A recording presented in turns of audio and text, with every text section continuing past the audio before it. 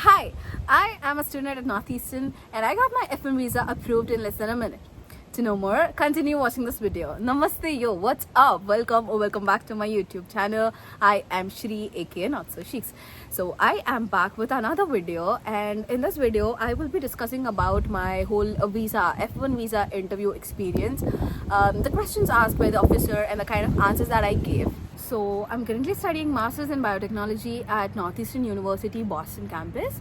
I came to the United States in December 2023, which is basically for Spring 24 intake. Talking about my visa experience, it was a bit tragic because I booked my slot on 28th of November. I got my slot for biometrics on 30th of November, and then visa interview on 1st. It's like legit 2 days in between, 1 day in between to be honest.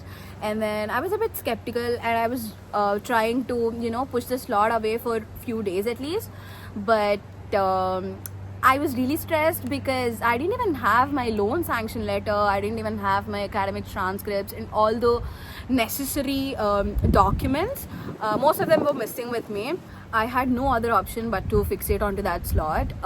So I booked a flight on 29th and then right away reached Mumbai. So when I got this slot, that too in Mumbai consulate, people scared the shit out of me because there's a misconception among people that Hyderabad, it's very easy, the approval rate is a bit high, and in Delhi it's moderate, but when compared to these two, Mumbai has a bit lower acceptance rate or approval rate.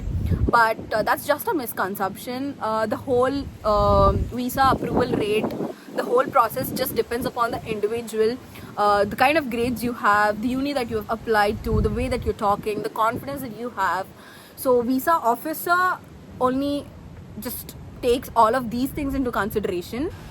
So my biometric slot was on 30th of November around 12:30 in the afternoon. I reached the place by 12. Suggest you all to go a bit early, like say 45 minutes prior to your slot, because by the time I reached, they are already calling people inside. So the documents that I carried with me for biometrics were the appointment confirmation, DS-160, I-20, your passport, of course, do not forget your passport. I have seen cases of people who got all of the documents but their passport. Do not be in that case. And then your service fee confirmation, all these documents are completely mandatory for biometrics day. And then once I went inside, I was asked to stand in a line. There's a big queue. I was asked to stand in a line, and then once you go in, there's a document check area wherein you will be asked to stand in different rows. So I just joined one of the rows over there, and then the officer sitting over there was just trying to check if all my documents are intact. So there's another twist in my story again, which is on my appointment confirmation, the DS-160 number is different from the DS-160 form that I took. The number on this form was different. So they asked me to show me my original DS-160, which I didn't have with me at that point. So the problem here was, I started a DS-160 form, filling that form, and with that number, I tried to book a visa slot. But then what happened was, I totally forgot to fill this form. I didn't have this one with me. The officer was actually kind enough to grant me some time, and she gave me 2 hours and asked me to bring that original DS-160 form. So when I went to the internet cafe, I could luckily retrieve my old DS-160 form. So in most of the cases, what happens is your DS-160 form expires in few days. So once you reach that limit, you won't be able to retrieve your form. I just filled my form 2 days ago, so I could retrieve it. I took both of the DS-160 forms and went back to the visa office. Once I presented both to the officer again, she was convinced, and somehow she asked me to just throw one of the DS-160 forms away, and she asked me to carry only the original DS-160 form to the visa interview as well. Once that's done, I was asked to move to another corner where your actual biometrics will be taken. So during biometrics, nothing happens. It's just that you have to present all your fingerprints, 10 fingers fingerprints. That's it. So here your question can be, you did not have your loan sanction letter. What did you do about it? So I didn't have the time to apply for a loan and then get it, sanctioned. So what I did was I approached my bank, formally requested them to give me a pre-sanction letter. So I got a pre-sanction letter via mail. I just took a color Xerox copy of that, and I took that along with all the documents that I took for biometrics. And I also took my 10th mark sheets, inter mark sheets, and my BTech SEM-wise mark sheets. And also after my BTech, I had a gap of 6 months wherein I was doing an internship. So as a proof that I have been doing an internship for the last 6 months, I took a letter from my professor. I took all of these documents for my visa interview. So during the day of my visa interview, my slot was around 9:30 or 10 in the morning. So I reached the consulate area 1 hour before.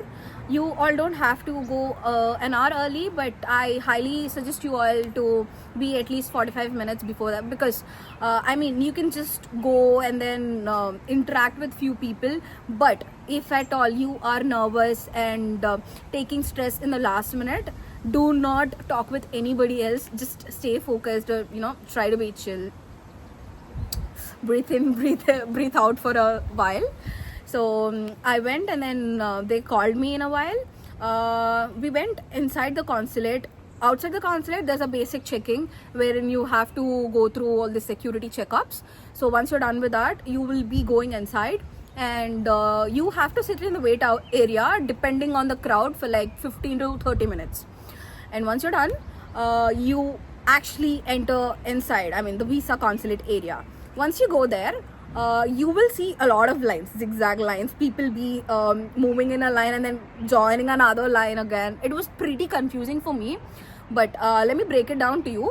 Here, a very important thing to be noted is that even during your visa interview day, your documents check will be done even before you have your interview. I didn't know this when I was going to my interview, so I just joined a random line as the officer asked me to. And then once I went, a lady officer sitting in the counter, she's just asking me to pass on my I-20. So I just handed her my I-20, and then she asked me for my passport and other documents as well. I gave her everything, and then she just looked at me and she said, "You may leave now." She gave me my passport. So basically, we all have this thing in our mind that, okay, if I'm getting my passport back to my hand, it just means that my visa is rejected. I was like, she didn't even ask me a question. How can she do this? And I was really upset, panicking, didn't know what to do. I came out of the line, and then one of the officers who were controlling the crowd over there just said that you will have to join another line now. You just have completed your document check. You have your visa interview yet to be done. So he asked me to join another line, and I did. Now comes the actual time. Everybody is as stressed, as afraid as I was. So all I did was, I stopped talking with other people in the line. That is one thing I really request you all to do, because when you talk with other people in the line, they're like, oh, you have a good uni, you got an admit from a very good university, your visa just gets approved, don't worry. While other people will be like, oh, why do you have this, why do you have that, what's this? Do not talk to people. Even if you talk, there's nothing that you can change in the last minute. So prefer to focus, concentrate, meditate, whatever you do to calm yourself down. So I entered one of the counters, and there were already 2 girls standing in the line ahead of me. Within few minutes, both of the girls got rejections. I was legit panicking at that point, but then all I could do is, try to put on a smile, fake some confidence. It's like, if you're not confident, at least put up a face, act like you're confident. That's what you have to do. That's what I did as well. Finally, it was my turn, and then after I stepped towards the counter, I just greeted him. It was a male officer for me, so I just greeted him, said, good morning, officer. He asked me to pass on my I-20. I gave him all the documents, passport along with I-20, and then the first and only question that he asked was, what are you gonna do with this? With this sarcastic face, he asked me this question. I was in a dilemma. I actually didn't get his question right in the first go. I was like, okay, was he asking me if what am I gonna do with the degree that I already have, or what am I gonna do with the degree that I want to pursue? So my answer to this question was, having a bachelor's degree in biotechnology, I am planning to do my master's in the very same field to increase my knowledge and skill set. Northeastern University offers students with best research facilities and also co-op opportunity with which we can gain a lot of hands-on experience. Few years down the line, I am planning to come back to India and to work in one of my dream companies like Bharat Biotech. So this was my answer. I know the answer was pretty lengthy. Ideally, it shouldn't be this lengthy, but for his question, I really didn't know where to stop. But one good thing that happened was the visa officer might have got all the answers for the upcoming questions that he might have in his mind. After this, the visa officer did not even ask me another single question, not even one. That was the only question that he asked, and that was the only answer that I gave. He stared into my eye for like almost 20 seconds, and then he was typing in his computer something. And after that, he just said, quite impressive, your visa is approved. That was legit it. He gave me rest of the documents. He took the passport and threw it in one of the boxes that he had beside him. So that was it about my F1 visa interview experience. I hope it is of some use to the people who are watching.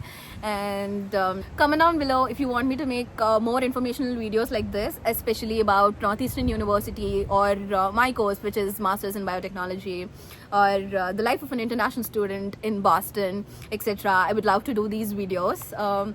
And a lot of you have been asking me about the housing issue in Boston, how expensive it is, how is life in Boston, etc. I will do a video on this very soon.